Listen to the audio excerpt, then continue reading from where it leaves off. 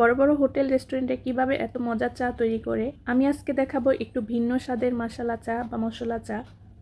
Hello everyone, আসসালামু আলাইকুম, welcome back to my new blog. চুলাতে প্রথমে একটি প্যান বসিয়ে দিয়েছি, এরপর 2 কাপ পানি দিয়ে দিব। এরপর পাউডার দুধ দিয়ে নেব 3 থেকে 4 চামচ।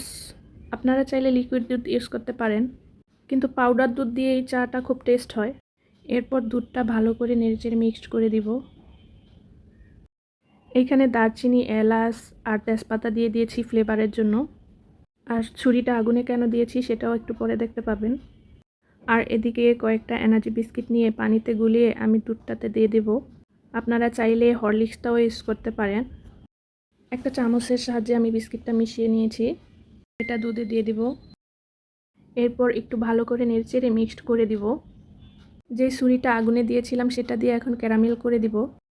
এইভাবে চিনিটা ক্যারামেল করে দিলে চার টেস্টটা অসাধারণ হয়। আপনারা চাইলে অন্য প্যানেও করে নিতে পারেন ক্যারামেলটা। আমি এভাবে করে নিলাম। এরপর কয়েক মিনিট জাল করে নিয়েছি। এখন চা পাতাটা দিয়ে দিব।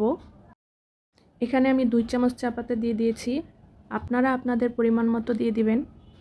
এরপর ভালো করে মিক্সড করে দিব, কয়েক মিনিট জাল করে নিব। কয়েক মিনিট পর চাটা হয়ে গিয়েছে, এখন আমি উঠিয়ে নিব।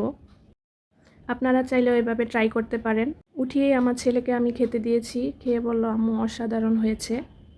আমার ভিডিও ভালো লাগলে লাইক, কমেন্ট, শেয়ার দিয়ে পাশে থাকবেন। আজকের মতো এখানেই শেষ করছি। আল্লাহ হাফেজ।